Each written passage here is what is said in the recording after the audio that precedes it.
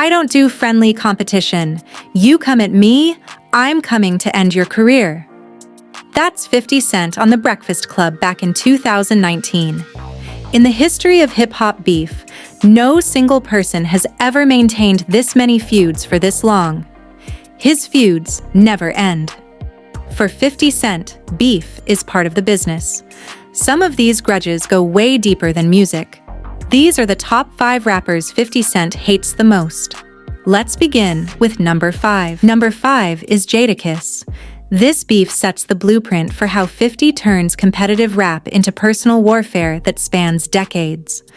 According to 50 Cent in his Hot 97 interview from 2004, the drama kicked off when Jadakiss refused to acknowledge him as the king of New York. 50 said, "I'm selling millions, he's selling what?" And he got the nerve to act like I'm not the one running the city. But Jadakiss tells a different version on his Drink Champs appearance.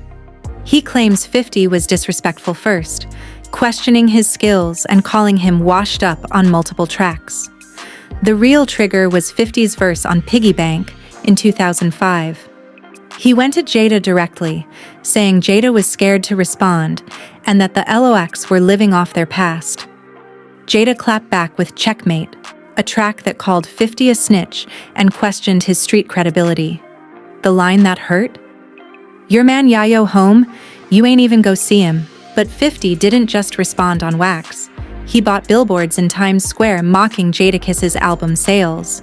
He went on every radio station saying Jada was irrelevant. On Power 105, 50 said, and I quote, "Jadakiss is talented, but he'll never be successful because he don't know how to play the game like me." Things got messier when Jadakiss teamed up with Fat Joe and Nas, both 50 enemies at the time. They performed together at Summer Jam 2005, throwing shots at 50 in front of 20,000 people. Public opinion flipped for a minute. People started saying 50 was outnumbered. Radio stations played the diss tracks heavy. But 50 had the last laugh business-wise. The Massacre went on to sell over 5 million copies while Jadakiss's album that year struggled to go gold. 50 kept bringing it up in interviews for years. I ended that conversation with sales numbers. Even now, the tension is alive. 50 still throws subliminal shots at Jada on Instagram, posting memes about the LOX's streaming numbers compared to his. In 2021, he posted a side-by-side comparison of their net worths with the caption, "Hard work pays off."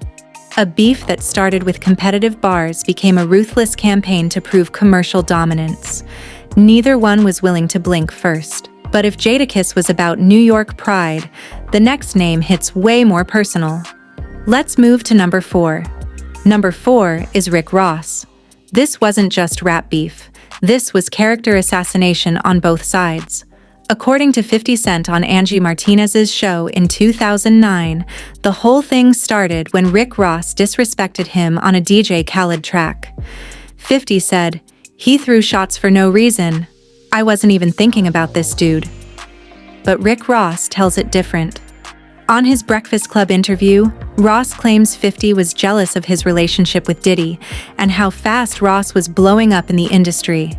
The real explosion happened when 50 dropped Officer Ricky in 2009. He exposed that Rick Ross used to be a correctional officer, something Ross had denied for years. 50 found the actual documents, the photos in uniform, everything. He put it all online. Ross was painted as soft, as fake, as someone lying about his entire street persona. Ross hit back with mafia music, but the damage was done. The streets started questioning everything about Ross. 50 kept pushing, releasing multiple diss tracks like Big Woman and posting photos of Ross's baby mama online. He allegedly bought the first 200 tickets to a Rick Ross concert in Detroit, just so those seats would sit empty. Things turned violent in 2013. Shots were fired at Rick Ross's car in Fort Lauderdale. Nobody was hit, but Ross and his girlfriend were inside. 50 posted on Twitter right after, saying, "I ain't got nothing to do with it, but someone clearly don't like you." The feds investigated, but nothing came of it. 50 also went after Ross's health. When Ross had seizures in 2011, 50 mocked him relentlessly online, posting memes and jokes. Critics said 50 went too far, but he didn't care. On Power 105, he said, "If you're gonna be in this game, you gotta be able to take it." The beef cooled down around 2018, when both said they squashed it for the culture, but 50 still takes shots.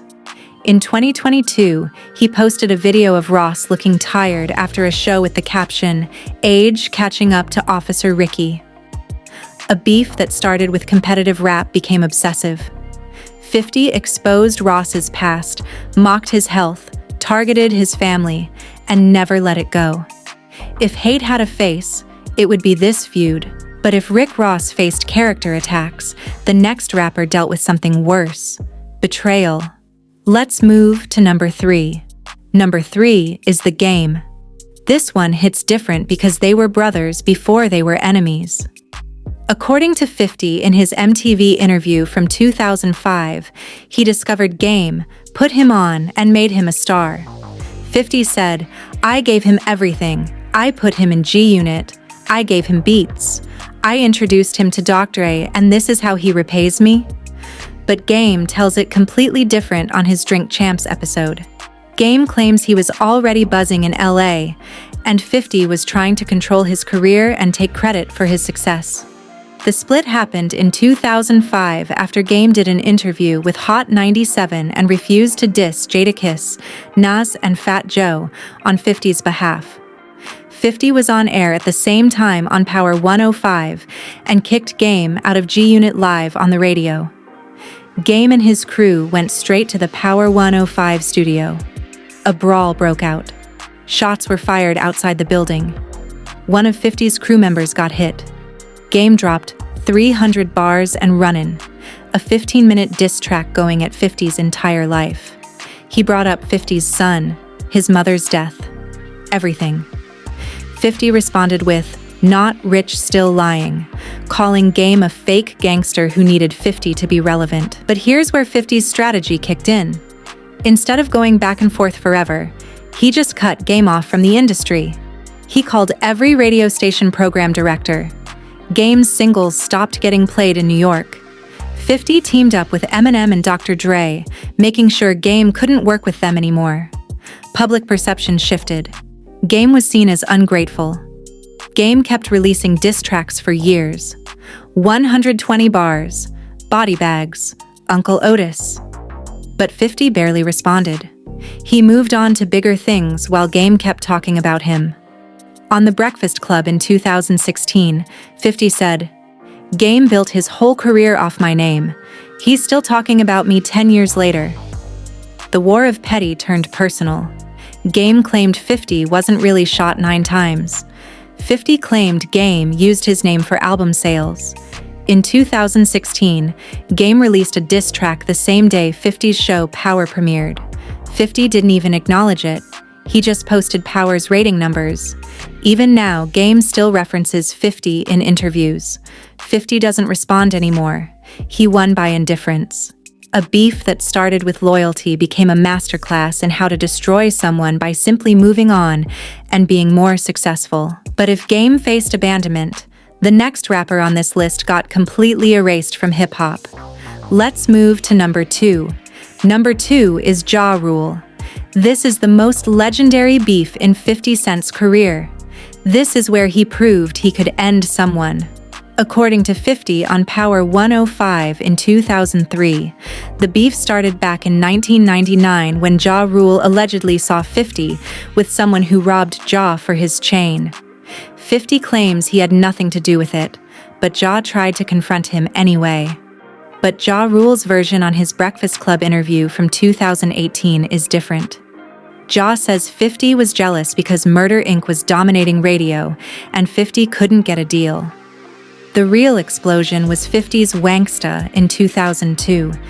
It didn't name Ja directly, but everyone knew. Then came Back Down in 2003. 50 said, "Ja Rule is a studio gangster. He sings hooks for women.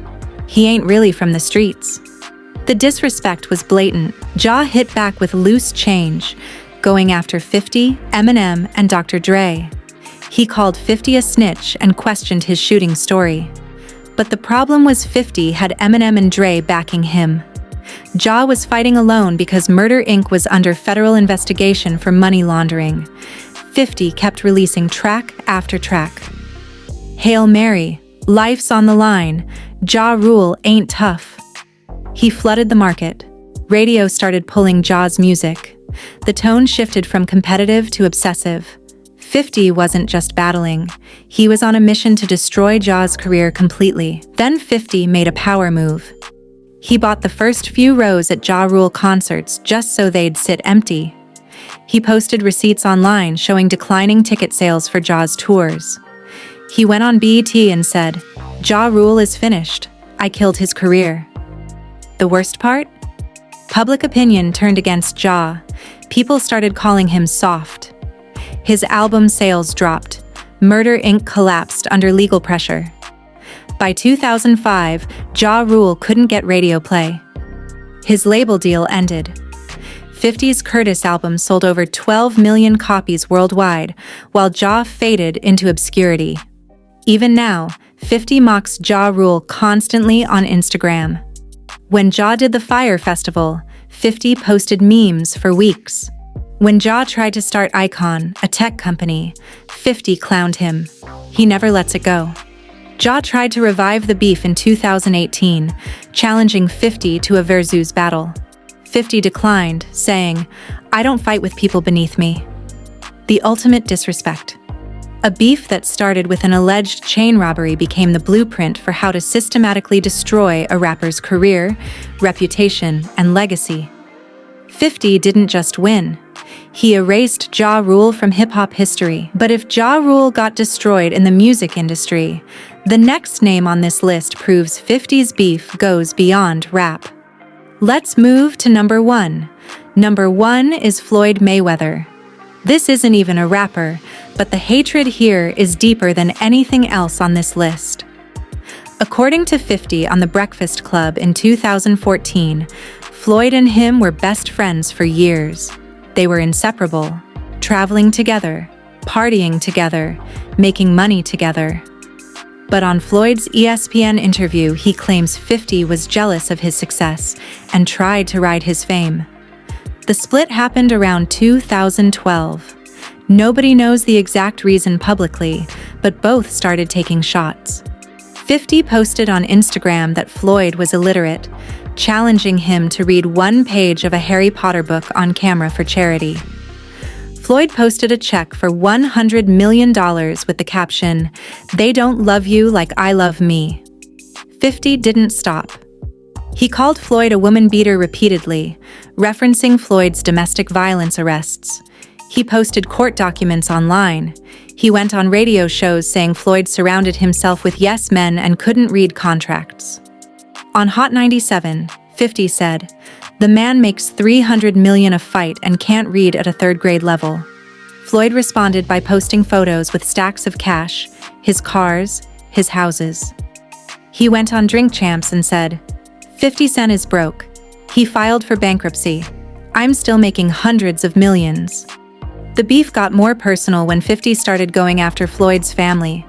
He posted about Floyd's father, his ex-girlfriends, his kids. Floyd fired back by saying 50's TV show Power was trash and that 50 was washed up. But if Ja Rule got destroyed in the music industry, the next name on this list proves 50's beef goes beyond rap. Let's move to number 1. Number 1 is Floyd Mayweather. This isn't even a rapper, but the hatred here is deeper than anything else on this list. According to 50 on The Breakfast Club in 2014, Floyd and him were best friends for years. They were inseparable, traveling together, partying together, making money together. But on Floyd's ESPN interview, he claims 50 was jealous of his success and tried to ride his fame. The split happened around 2012. Nobody knows the exact reason publicly, but both started taking shots. 50 posted on Instagram that Floyd was illiterate, challenging him to read one page of a Harry Potter book on camera for charity. Floyd posted a check for $100 million with the caption, "They don't love you like I love me." 50 didn't stop. He called Floyd a woman beater repeatedly, referencing Floyd's domestic violence arrests. He posted court documents online. He went on radio shows saying Floyd surrounded himself with yes men and couldn't read contracts. On Hot 97, 50 said, "The man makes $300 million a fight and can't read at a third-grade level." Floyd responded by posting photos with stacks of cash, his cars, his houses. He went on Drink Champs and said, 50 Cent is broke. He filed for bankruptcy. I'm still making hundreds of millions. The beef got more personal when 50 started going after Floyd's family. He posted about Floyd's father, his ex-girlfriends, his kids. Floyd fired back by saying 50's TV show Power was trash and that 50 was washed up. Things escalated in 2020 during the pandemic. 50 posted a video of Floyd's daughter and mocked her situation. Floyd responded by posting receipts showing 50 owed him money from a failed business venture. 50 denied it and said Floyd's team doctored the documents. Even now, 50 still posts about Floyd. Every time Floyd fights or makes an appearance, 50 has something to say. In 2023, he posted about Floyd's exhibition matches, calling them desperate money grabs. What makes this the #1 beef is that it's not about music. It's pure personal hatred between two former best friends. There's no resolution coming. 50 told Power 105, "Some bridges you burn and never rebuild." Floyd is one of them. A friendship that lasted over a decade ended in public warfare. Both are worth hundreds of millions, but still go at each other like they're broke. The bitterness is real. The hatred is permanent. And that's why no one feels comfortable beefing with 50 Cent. He doesn't stop. He doesn't forgive. He uses every tool available: music, social media, business moves, and pure pettiness. Whether it's rappers or boxers, if you cross him, he's coming for you forever. Drop a comment below. Did I rank these right? Who do you think 50 hates the most?